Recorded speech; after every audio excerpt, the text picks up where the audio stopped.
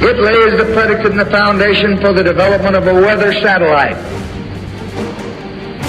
that will permit man to determine the world's cloud layer and ultimately to control the weather, and he who controls the weather will control the world.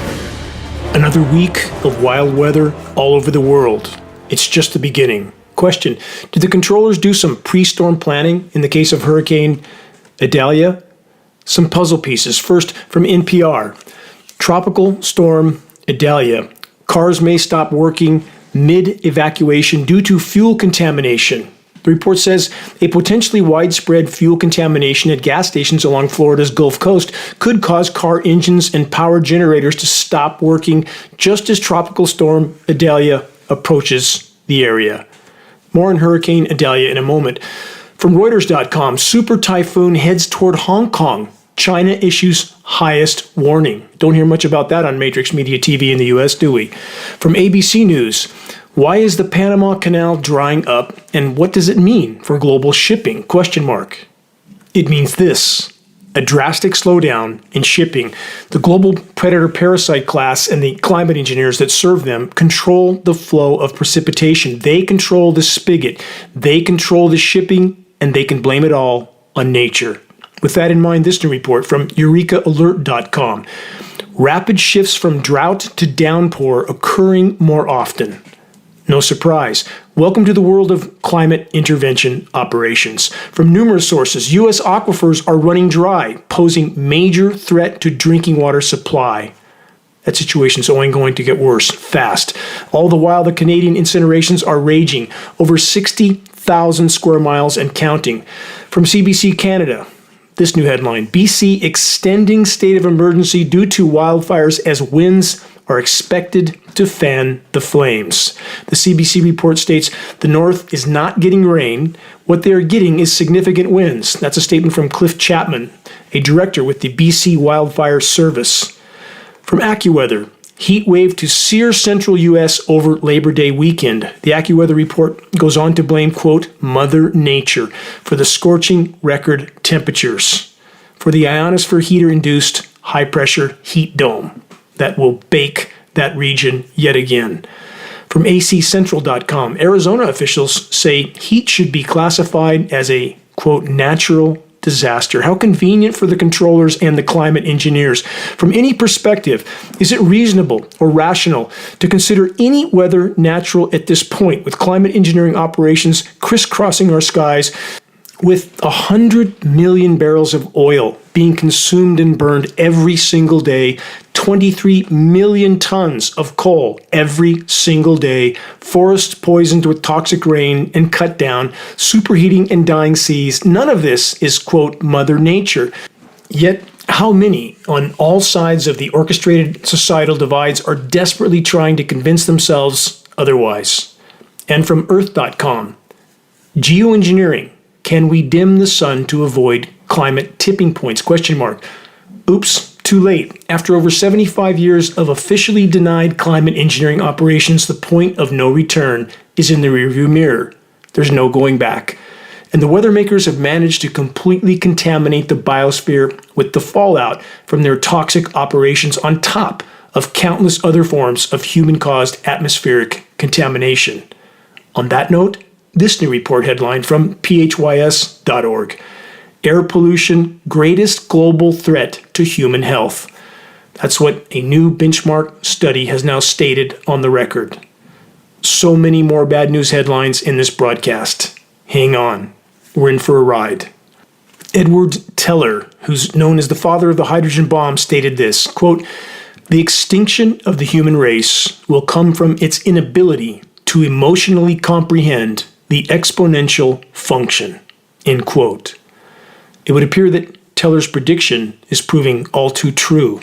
The unfolding and accelerating collapse of Earth's life support systems, further fueled by climate engineering operations, is occurring at exponential velocity. We have precious little time if we remain on the current course, and even now, this mathematically inarguable reality is completely off the radar for the vast majority, who are still clinging to the notion that the industrialized, militarized model of loot, plunder, pillage, and pollute until nothing's left will somehow magically continue forever without consequence. From ScienceDirect.com, a reminder of this recently published science study titled International Risk of Food Insecurity and Mass Mortality in a Runaway Global Warming Scenario. The report states that available data, quote, establishes that high-range global warming is understudied. That's no accident. Provides new insights into runaway global warming, aka abrupt climate collapse, already unfolding, and highlights the unequal distribution of potential human suffering. No, not potential human suffering, exponentially accelerating existing human suffering, not to mention the web of life, which is already circling the drain. We are neck deep in the sixth great mass extinction. We are currently losing species at the rate of 200 to 300 a day. That's plant, animal, and insect. That's 15,000 times the background rate of extinction. That's 1.5% of normal. How long does anybody reasonably think that that can continue? Now let's add this new report from ScienceAlert.com. Scientists warn 1 billion people on track to die from climate change. They say the carbon fuels that humanity burns today will be a death sentence for many lives tomorrow. Again, not true, but in the opposite direction of what most would like to believe. The lives lost from countless forms of unimaginably destructive human activities, including climate engineering, are unfolding now, not somewhere in the future. Some 37 countries around the world are already spiraling into chaos. That number will grow rapidly. Wait and see. From grist.org, the next pandemic could strike crops, not people. The GRIST report states genetic uniformity is central to modern farming. It leaves us vulnerable to plant disease breakouts. Yes, it does, doesn't it? Question, is this fact just an oversight by those that engineer such GMO frankenfoods? By the so-called science community that has played God with our food crops by genetically modifying them? Or is the fact that they can now wipe out these crops far faster if they choose because the biodiversity has been engineered away? Not to mention that GMO everything is detrimental to all of us. Crops that grow twice as fast with half the nutrition. Translation, twice as much strain on our bodies to utilize GMO crops, not to mention what else they contain. Yes, the Monsanto aluminum-resistant crops as well. Why? Could it be due to the fact that our rain and breathable air column is now saturated with nanoparticles of heavy metals and polymers? Metals starting with aluminum, a primary element named in geoengineering patents. Here's the title of one, Stratospheric Wells Box Seeding for the Reduction of Global Warming, which contains aluminum named as an element in that patent to be dispersed in skies. No, nothing to see here. Just go back to sleep. That's what they want us to do. Moving on. CNN. Florida Hurricane Idalia may hit as a catastrophic Category 4 storm. Now that we're past that event, was it actually a Cat 4 storm when it hit? Why were all the climate engineering cover-up agencies showing the same images of the same single coastal home with its roof blown off? Why were the weather script readers struggling to come up with any wind speed readings that were anywhere near a Cat 2 hurricane, let alone a 3 or 4? Let's keep going. Also from CNN. Hurricane Idalia makes landfall in Florida as a dangerous Category 3 storm, down from the original prediction of a 4. At least they're admitting that. And it's going to get a lot worse, they say. But did it? CNN continues. The center of Hurricane Idalia has slammed Florida's Big Bend at a dangerous Category 3 strength, inflicting deadly storm surge and catastrophic winds, they say, not seen in that Gulf Coast area in 125 years. And its destruction, they say, is expected to keep unfolding far beyond the landfall zone. And then, after the storm had passed, this headline from the Washington Post. Hurricane Idalia wasn't as bad as feared. Now let's rewind to this recent headline from the LA Times about Hurricane Hillary. Here it is. Quote, was Hurricane Hillary overhyped? Question mark. That was covered in a geoengineeringwatch.org video that tracked the frequency transmissions that steered that storm And we have just posted a tracking of Hurricane Idalia and the transmissions that steered that storm on the homepage of geoengineeringwatch.org. Take a look, decide for yourself. Here's my point, my question. Are Matrix Media so-called weather forecasters just reading the script they've been given? Here's the answer to that question. Yes. Private defense contractors, Raytheon and Lockheed Martin, corporations that are neck deep in climate engineering patents and operations, do all the weather modeling for the National Weather Service and NOAA, the National Oceanic and Atmospheric Administration, which are the nation's so-called weather forecasters. Why? Why do we need private defense contractors to tell our forecasters what the weather is going to be? Why do the nation's weathermen need climate engineering contractors to tell them what's coming?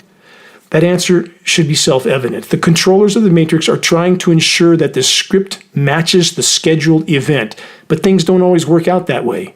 Such is the case when governments try to play God with the weather, not in the attempt at some benevolent objective, no, but rather to carry out their own agendas of total power and total control. That's what climate engineering, aka weather warfare, is all about.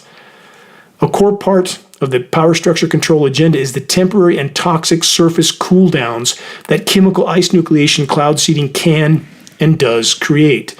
This includes not only the constant engineered winter weather events like the out-of-nowhere snowmageddon that got scheduled for California late last year, in spite of the prior predictions or scheduled weather of yet more warmth and drought. What happened? The schedule was altered, perhaps partially because of pushback from some of the controller parasite predator class that have vested interests in the state. But the larger factor is this. By creating and sensationalizing the California snowmageddon and rainpocalypse, the vast majority of Californians and the rest of Americans were pacified into yet another year of questioning the entire climate collapse scenario. That's what controlling the flow of moisture, along with climate engineering, chemical ice nucleation, cloud seeding, cooldowns, accomplishes for the controllers, confusing and dividing populations in regard to the true severity of the unfolding climate collapse until the last hour, and by doing so, maintaining business as usual and maintaining their grip on power. The constant hailstorms, not just the abundance of hail, but also the massive sizes, are also a glaring red flag of chemical ice nucleation cloud seeding operations being in play. Search the engineering winter section on the homepage of geoengineeringwatch.org to learn so much more on that subject. So the bottom line with hurricanes, flash droughts, flash firestorms that then sometimes last for months, as we're being told Canada may last until the winter rains come, flash deluges, flash hail, flash freezes in the winter months, when in recent years we've seen temperatures drop up to 80 degrees in less than 24 hours, all part of chemical ice nucleation for weather modification. Did the California toxic snowmageddon and rainpocalypse scenarios magically fix the dying forests, fisheries, and farmlands? Short answer, no.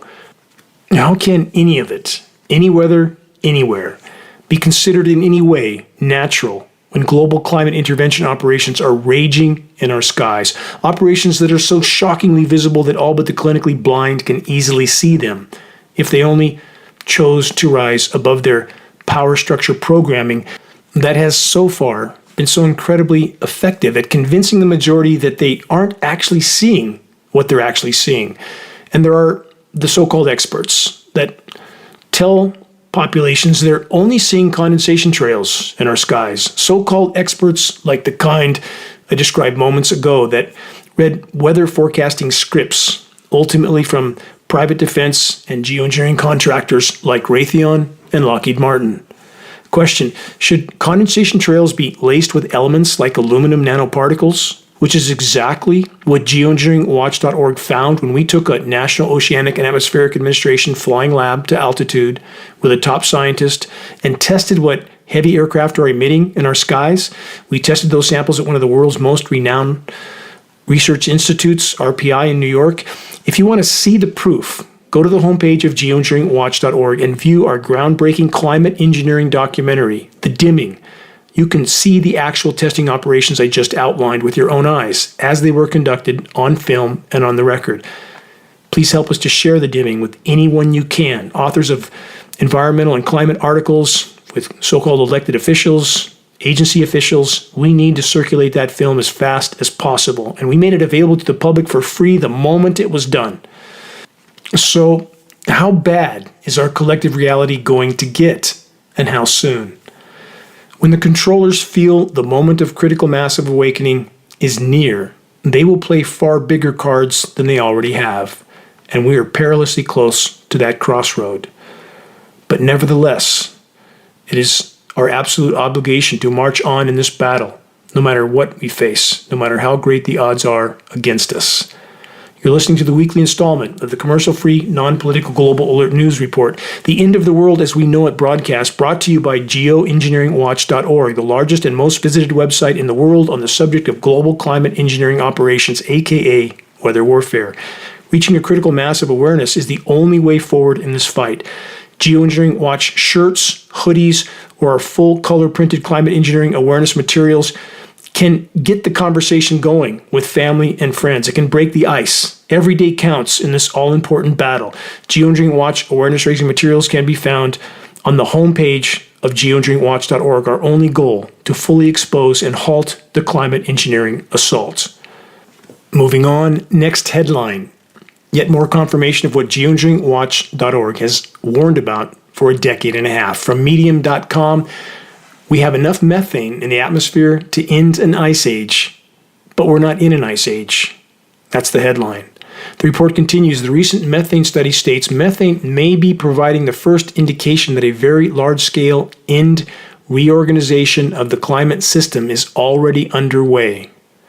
Translation: the climate system and protective atmospheric layers that have allowed us to live on this formerly thriving planet are collapsing.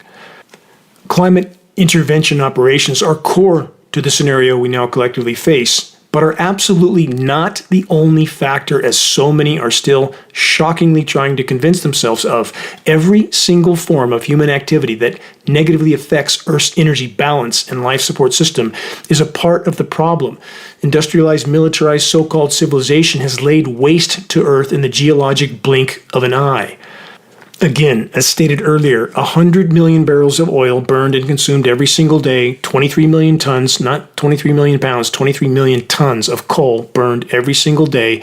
We've paved the planet, cut down the trees, poisoned the seas. Where would I stop with this description? It would take hours, if not days, to cover, and so many are so afraid to face what's coming that they are, even now, trying to convince themselves that there isn't anything wrong with the planet, that it's all just, quote, a hoax. Denial of the ongoing climate engineering reality is far beyond irrational at this point.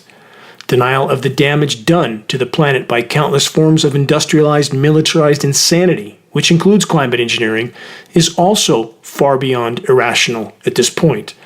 If we can fully expose and halt climate intervention operations, then we can move on to facing countless other challenges. If the ongoing and increasing damage to the planet isn't halted, we're done. In the extremely near term. That's a mathematical and statistical certainty, short of intervention from some outside source that has yet to occur. Next, from devx.com, this headline, Antarctic ice sheet melting unstoppable? The report says a recent study has revealed that aerosol geoengineering, the process of artificially dimming the sun by injecting aerosols into the atmosphere, might not be enough to stop the Antarctic ice sheet from melting. They continue, this study emphasizes that it is not a guaranteed solution to preventing ice sheet collapse. What a gross understatement that is. We already know after 75 plus years of covert climate engineering operations, it is pushing us from the frying pan into the fire. And there's nothing benevolent about these operations or those behind them. They are a weapon of power and control on many levels, nothing less.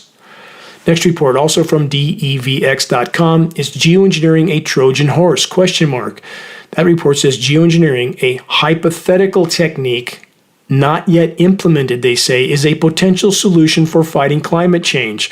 They continue, it is being closely examined as specialists analyze the possible adverse effects of altering the Earth's atmosphere. Stop and consider the level of insanity that we're all drowning in, that climate engineering is a, quote, hypothetical technique not yet implemented. And nearly the whole of the global population still accepts these official blatant lies because that feels better for many than to face what they can actually see with their own eyes. The long, lingering, spreading jet trails we see in our skies aren't condensation trails. They're sprayed particulate trails from the global Manhattan Project that climate engineering is. This isn't my opinion.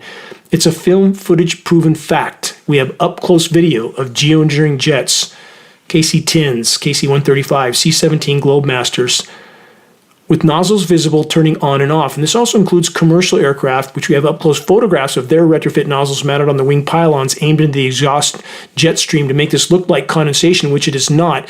I am not implicating commercial personnel or pilots. They are not directly involved, but in so many cases their aircraft are being used. And we also have the U.S. Department of Defense leasing hundreds of commercial carrier aircraft with commercial markings. Why? Why would they do that? In addition to the film footage proof of nozzles visible turning dispersions on and off at altitude, in the groundbreaking geoengineeringwatch.org documentary, The Dimming, we took a National Oceanic and Atmospheric Administration flying lab to altitude, as stated earlier, sampled what the jets were dispersing, and what do we find? As already stated, climate engineering elements, starting with aluminum nanoparticles. I could go on, but here's my point. Of course, the global controllers are and have been geoengineering for many decades. Exactly how bad does it have to get before more of the general population will summon the courage to face the ongoing toxic aerosol spraying in our skies? And how's all that atmospheric spraying of toxic elements working out for cooling things down overall? Not so well. Here's a recent headline from thedailynews.com. Study looked at jet contrails, which, as already stated, they are not. The report says some studies say contrails may contribute more to global warming than vehicle emissions or carbon dioxide. But scientists and airlines are just beginning to tackle the emerging field of radiative heating. Let's stop there. So, what happened to the almost guaranteed cooling from solar radiation management? To quote again from the TDN report, contrails may contribute more to global warming than vehicle emissions or carbon dioxide. What a surprise. And again, not contrails, sprayed climate engineering particulate dispersions. For the record, for the entire decade and a half that geoengineeringwatch.org has existed, we have stated clearly countless times that climate engineering, solar radiation management operations can and do create toxic short-term surface cooldowns at the cost of further fueling the overall planetary meltdown. So there you have it, confirmation, which again should come as no surprise. Stop and think about the level of insanity that climate engineering is, filling the skies with ozone layer destroying, hydrological cycle disrupting, highly toxic nanoparticle filth, and then manipulating the electrically conductive filth with devastatingly powerful microwave transmissions. What could go wrong? On that note, from the UK Guardian, this headline, too hot to handle, the climate crisis report so secret that the Australian government won't even reveal the date it was completed. The report says the Australian government continues to reject calls to make even a sanitized version of the assessment public. Question, why hide a climate crisis report from the population? Answer, to avoid panic till the last possible moment before complete collapse, which now draws near. Next from the UK Guardian, off the charts records. Has humanity finally broken the climate? The short answer to that question is yes, but let's continue with this report. They state, one climate scientist stated, quote, the impacts are frighteningly more impactful than I and many climate scientists I know expected. The climate scientist quoted in the report then continues with this, that's frighteningly scary and concerning, and it really suggests that we're not as aware of what's coming as we thought we were, end quote. Climate models also appeared to miss some of the more subtle mechanisms behind summer heat waves. The issues with models meant, quote, we may be seriously underestimating the dangers ahead, end quote. That's a statement from another scientist named Cordero, who then stated, we are flying partially blind on what to expect for climate extremes, end quote. Extreme weather is smacking us in the face, the article continues, with worse to come, but a tiny window, they say, of hope remains. That was the final statement from what this report calls leading climate scientists, and they always end with that happy note, don't they? No matter how unfitting and untrue it is, because our society doesn't seem to allow otherwise. So many so-called scientists, so-called experts in so many fields of study that can't tell the truth due to deeply ingrained power structure programmed ideology, or that won't tell the truth for fear of losing their paychecks and pensions, which soon won't matter, on a lifeless ball of rock spinning through space. Moving on from the nationalobserver.com, Canada's relentless battle with record heat and devastating wildfires. The report states unusually high temperatures coupled with low precipitation create ideal conditions for ignition and the rapid spread of wildfires, causing swift damage to communities and infrastructure. The surge in fire activity continues to cast waves of severe air pollution over major population centers. Is that part of the plan? When we have ionosphere heater-induced high-pressure heat domes, not just moving that smoke over many of these population centers, but actually pushing down in the atmosphere, holding that smoke on the surface for days and weeks and months. Just an accident? You decide. And about the firestorms, the most important question, the most important factor isn't the source of ignition, which any arsonist with a match can carry out. What matters most is this: what is establishing the conditions for so many fires to burn with such ferocity all over the world? Search the Engineering Wildfires section on the homepage of geoengineeringwatch.org to find out. From the UK Guardian, Greece wildfire declared largest ever recorded in the European Union. It all just keeps going and getting worse by the day. From CBS News, Chicago weather alert, record-setting 120-degree heat index. CBS 2 Chief Meteorologist Albert Ramon reports as of 3 p.m., this is about a week ago, the heat index had hit 120 degrees, the hottest feels-like temperature ever recorded in Chicago history. And they're not even recording all the records, by the way. When there's an engineered record cold surface cool down, they record 10 times more cold records over the same geographic area as they do when there's record heat. Why? Because that skews the perception of the true damage to the planet. It makes it appear that it isn't as hot as it actually is. All temperature, weather, everything data is being skewed. UV readings, for example, totally fictitious. It's far worse than we're being told. The official UV readings only take into account half the UVB spectrum, none of the UVC spectrum, which means the readings are completely false, which means the UV is exponentially worse than we're being told. You can feel it. Touch surfaces. Pay attention to your sense of feel, not the official narrative. From Axios.com, heat dome shatters all-time U.S. records as Europe roasts. The report then says, in a summer featuring countless heat domes and record high temperatures and heat indexes, the season appears to have saved the worst for last. Ionosphere heater-induced high-pressure heat domes. The science is very well established and not disputed. Research ionosphere heater and try to understand what that weapon of mass destruction can do. From the New York Times, America is using up its groundwater like there's no tomorrow. And the groundwater that America is not using up, it's poisoning with fracking practices. What an insane endeavor by the human race. And how many are waving their pom-poms saying, drill, baby, drill. More fracking, poisoning what's left of our groundwater. In so many ways, the human race, taken as a whole, seems hell-bent on its own near-term self-annihilation. Moving on from the Washington Post, Gulf Coast temperatures surge to highest levels ever. Gulfport, Mississippi hit 107 degrees this last weekend, the hottest temperature ever observed for a site right on the Gulf Coast anywhere in the U.S. From the UK Guardian, Louisiana residents told to, quote, get out now in face of sweeping wildfire.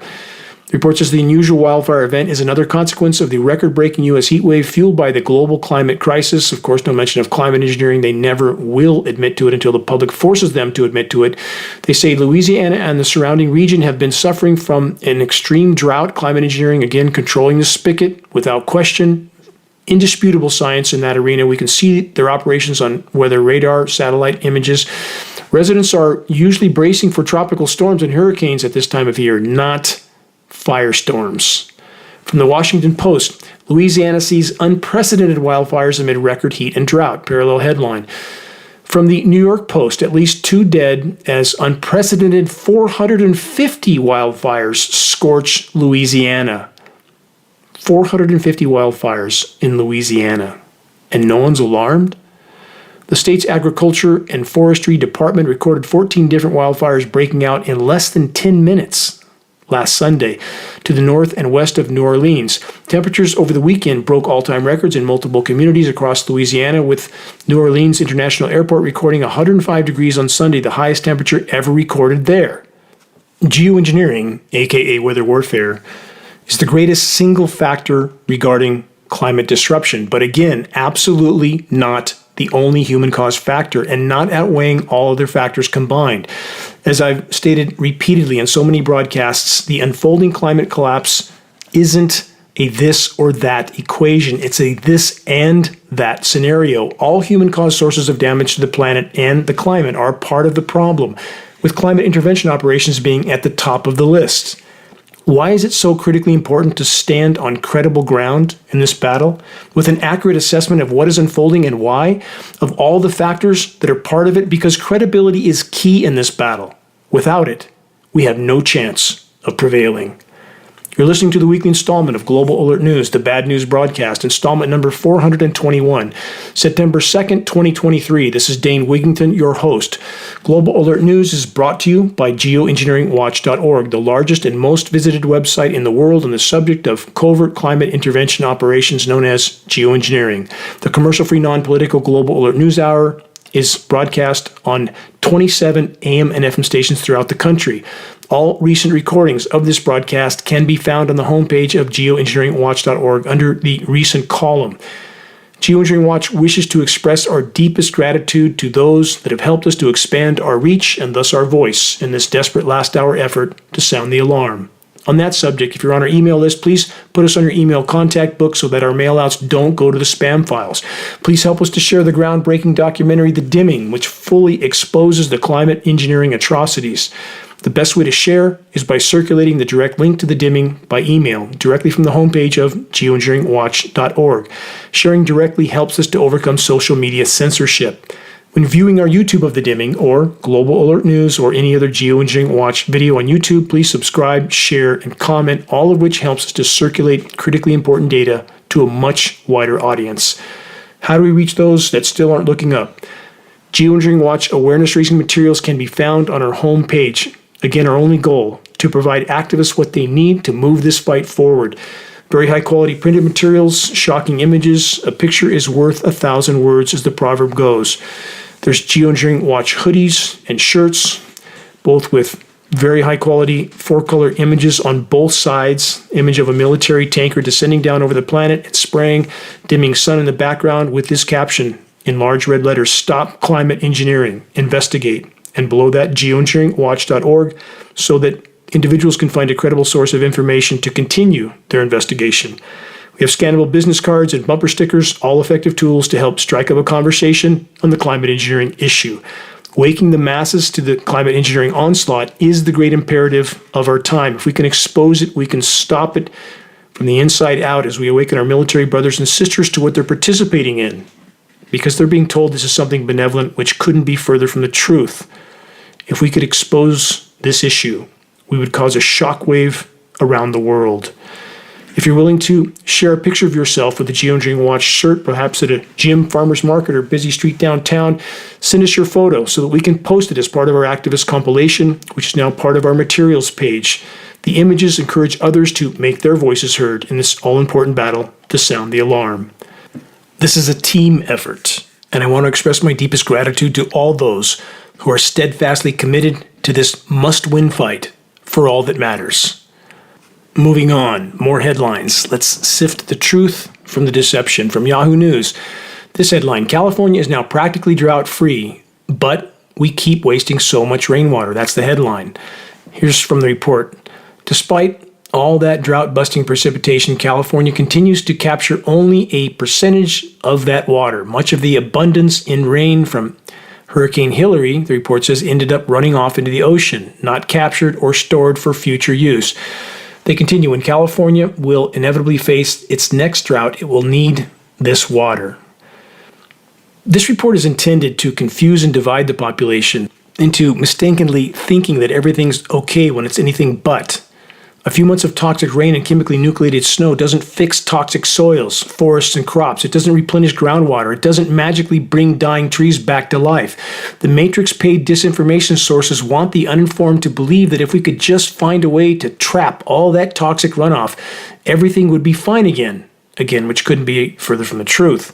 And about that toxic chemically nucleated frozen material that we're told is naturally nucleated snow, which it isn't, it tends to sublimate, which means it converts to a large degree from a solid to a gas and bypasses the liquid phase. It means there's not nearly as much runoff off that chemically nucleated material as there would have been from a naturally nucleated snow. All those points that the Matrix media will never disclose. Moving on, more bad news. This from CBS.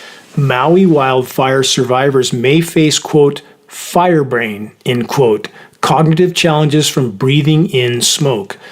The report continues, as survivors of the Maui wildfires work to rebuild their lives and homes, some may be faced with something now called fire brain. Has anybody ever heard of that before? Cognitive and physical issues caused by breathing in tiny particles from wildfire smoke. The report continues with this. These effects can appear weeks, months, or even years after the fires. Footnote, what else is in the smoke? And I'm not just referring to all the toxic materials that are incinerating on the ground, houses and cars, etc. But what's being sprayed above the smoke canopies, and why? As I pointed out many times, Geoengineeringwatch.org captured time-lapse film footage of blanket aerosol spraying directly above the Paradise Fire smoke canopy. For the record, there is no known benevolent explanation for such an operation. Moving on, same theme. From WSJ.com, polluted air shortens human lifespans more than tobacco, study finds. The report then states, the Energy Policy Institute has identified air pollution as the world's top threat to public health, again parallel to a headline covered earlier, and is responsible for reducing average life expectancy. This should come as no surprise whatsoever, given the fact that recent air quality studies have concluded we may be inhaling up to 20 million nanoparticles in every single breath we take. How's that possible, many might ask? Because nanoparticles are so inconceivably small that up to 100,000 can fit across the width of a single human hair. Our blue skies are gone and are constantly hazy for a reason, and we're all breathing that reason. About our now completely toxic world, yet more examples of human insanity. New from the UK Guardian. They won't buy it, the headline says. Fish traders anxious after Fukushima wastewater release. The report says the release of water from Japanese nuclear power plant has already caused the price of produce from surrounding coastal areas to drop, including the fisheries. Also from the UK Guardian, endless fallout. The Pacific Islands still facing nuclear blight 77 years on. The report says at first glance, the aquamarine waters that surrounded the Marshall Islands seemed like paradise, but this idyllic Pacific scene hides a dark secret. It was the location of 67 nuclear detonations as part of the U.S. military tests. But it gets worse. The U.S. military also dumped its radioactive waste from the nuclear bomb testing in the U.S. They dumped it in the Marshall Islands. Did they ask anyone's permission? Does that question even deserve an answer? There were 928 large-scale nuclear weapons tests in Nevada, Utah, and Arizona during the Cold War. The most contaminated waste from these detonations was shipped to the Marshall Islands and buried in a concrete tomb that's now drastically deteriorating. In 1998, the U.S. stopped providing medical care for cancer-stricken islanders in this region, leaving many in financial hardship, to say the least.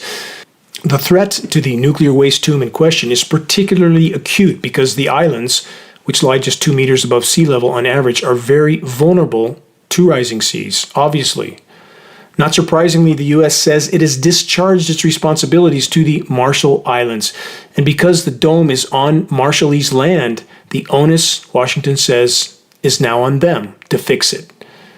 It's now the Marshallese inhabitants that absolutely had nothing to do with the looming nuclear contamination catastrophe, but are nevertheless now saddled with facing this forever contamination thanks to the U.S. government and the U.S. military.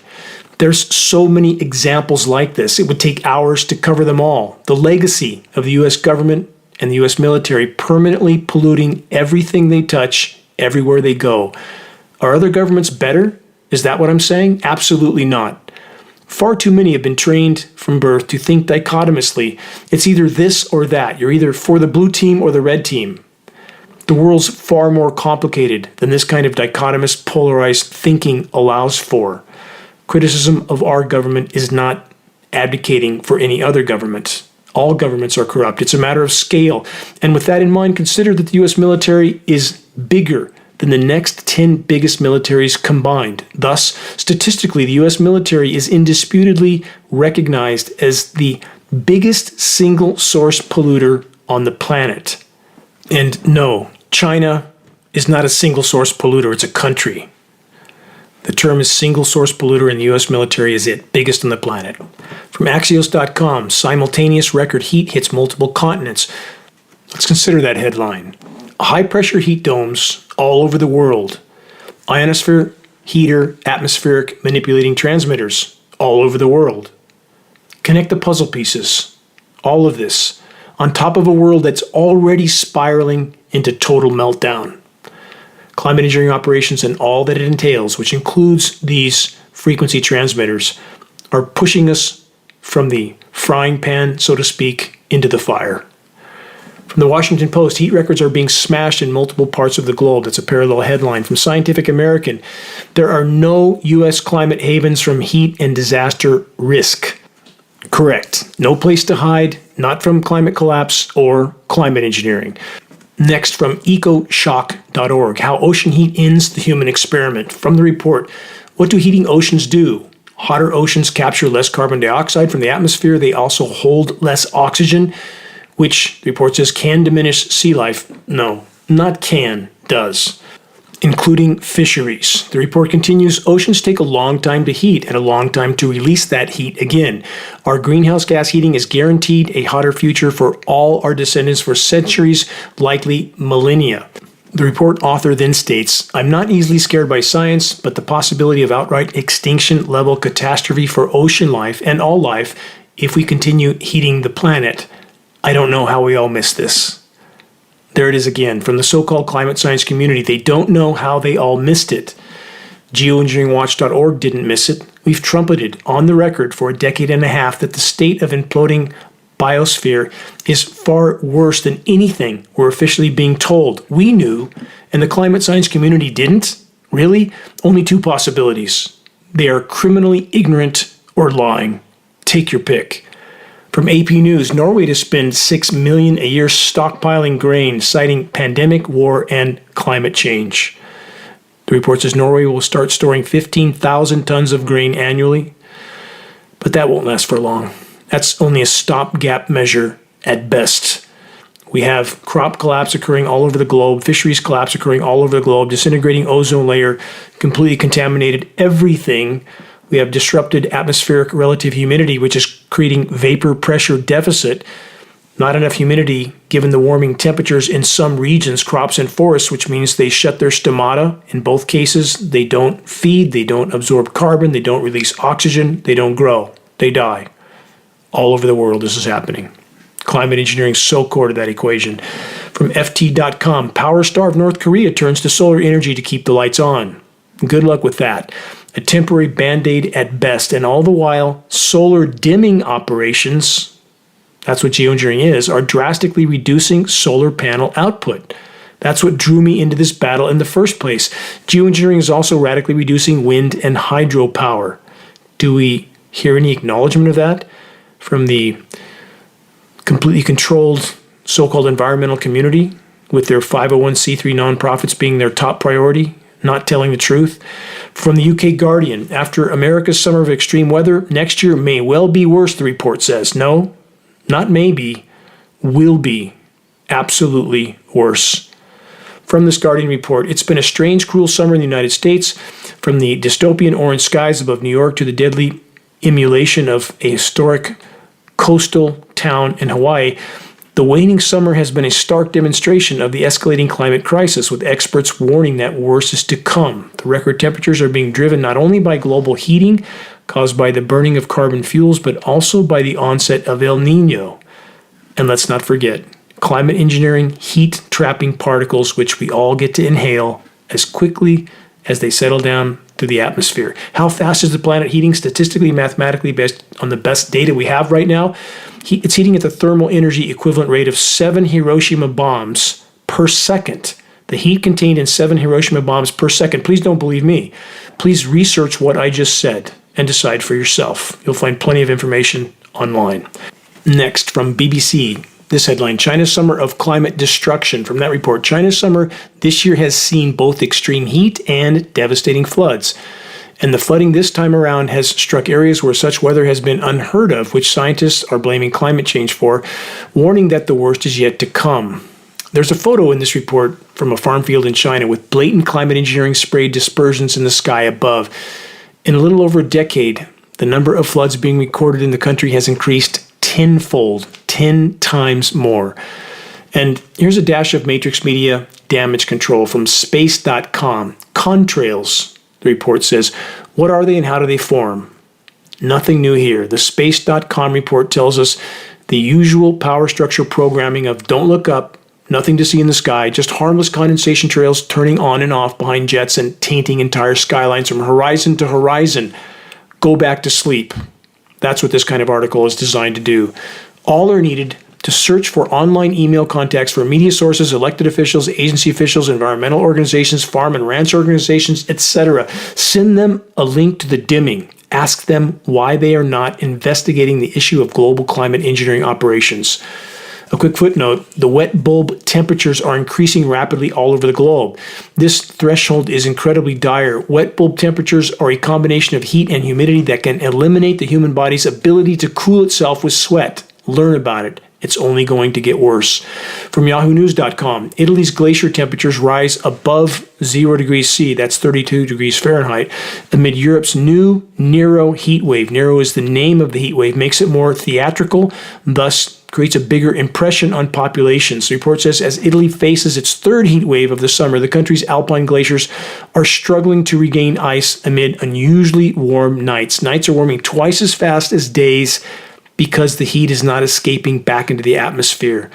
Many factors there, buildup of greenhouse gases, including methane and nitrous oxide, and heat-trapping climate engineering particles. The report says the Nero heat wave is expected to bring highs of 40 degrees C to some of Italy's cities, and it's also having a major impact on the country's mountain ranges. Over and over. Record heat, record drought, record firestorms, record deluge. Next, from the UK Guardian, Southeast Australia marine heat wave forecast to be literally off the scale. We are hurling toward what's known as Canfield Ocean. If we reach that destination, game over. Not just for the oceans, for all of us. From SciTechDaily.com, how sea ice retreat is influencing marine life.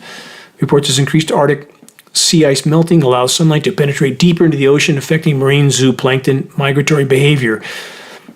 This again, is one more snapshot of the collapsing food chain around the world. And we have plankton populations plummeting around the world in so many locations. The Atlantic estimated to be in 90% decline already. We lose the plankton, also, we are done. The marine and polar food webs are already collapsing and have been for a very long time already.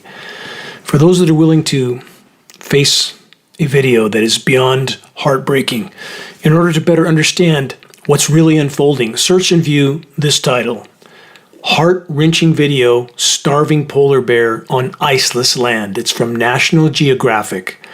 And I've mentioned this video before in this broadcast. I can hardly bring myself to view it. but I force myself to so that I never forget the voiceless forms of life that are struggling to survive another day. And I will fight to expose their plight until my absolute last breath. At times, when I awaken in the middle of the night to ponder all that's unfolding, I remind myself of how endless the list of potential worries is for any that are even slightly awake and aware. I then resolve myself to abandon worry in any form. It's a completely non-productive practice. It accomplishes nothing while interfering with needed rest and clouding thinking while awake. We must always remember to keep our focus and the use of our efforts and energy on what is in our control, not what isn't. Consider for a moment the following timeless quote: "To be brave cheerily, to be patient with a glad heart, to stand the agonies of thirst with laughter and song, to walk beside death for months and never be sad. That's the spirit that makes courage worth having." Who made that statement? One who perhaps more than any other, short of our Creator, was qualified to make such a statement, the early 20th century explorer Ernest Shackleton. And most have no idea who Shackleton was and what he was able to accomplish against all odds for the sake of his crew. Shackleton led an expedition to Antarctica in 1914. His ship was named the Endurance. He had 28 crew members. In January of 1915, the Endurance became trapped in Antarctic sea ice floes. Shackleton and his crew were marooned.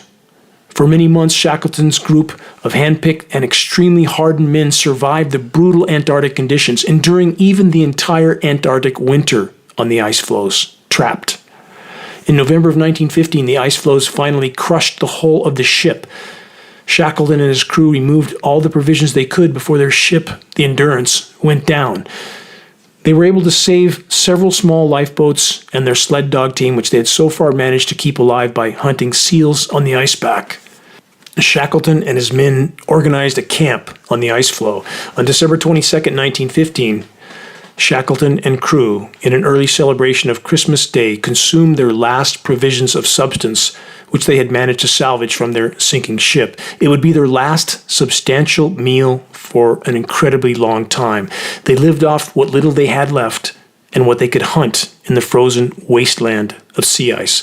In early April of 2016, the sea ice began to break apart. They had only one option: load everything and everyone into their 3 salvaged lifeboats and attempt to navigate the roughest and coldest ocean in the world to the nearest land. In mid-April of 1916, in spite of unimaginable challenges, Shackleton and crew reached one of the most remote and uninhabited outcroppings of land in the world, Elephant Island, the first land they had set foot on in 497 days. Though they had somehow managed to find land, they were still marooned in one of the most inhospitable environments in the world.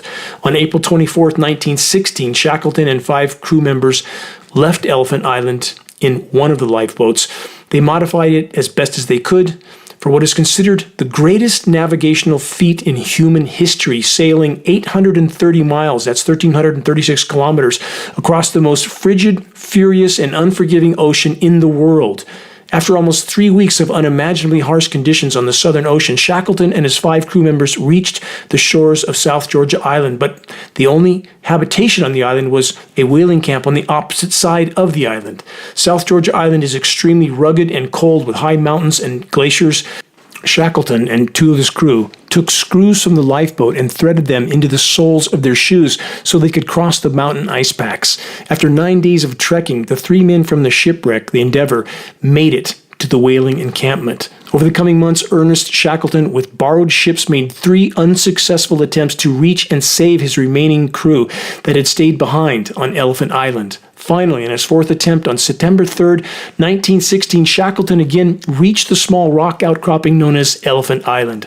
For months, his men had survived freezing temperatures and near starvation by consuming seal meat, and though some were near death, none had yet perished. None. Against all odds, Ernest Shackleton did the impossible again and again and again. Enduring the harshest imaginable conditions and challenges for over 2 years, he never gave up. He saved every single one of his crew.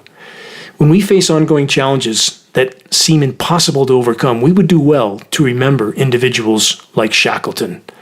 To be brave cheerily, to be patient with a glad heart, to stand the agonies of thirst with laughter and song, to walk beside death for months and never be sad. That's the spirit that makes courage worth having. Ernest Shackleton. We would be wise to count each and every day as our last and treat it as such. What will we choose to do with the time we have? If we stand together, if we make our voices heard together, we could even now do profound good even at this late hour. Check the activist suggestions link on the homepage of geoengineeringwatch.org for specific instructions on how you can help to expose the insanity and turn the tide. The proverbial sand in the hourglass is running down fast. Please, make your voice heard, make every day count. Our will can never be taken, ever. Resolve yourself to stand immovable against the gathering storm. This is what our Creator asks of us. Until next week, this is Dane Wigington from geoengineeringwatch.org.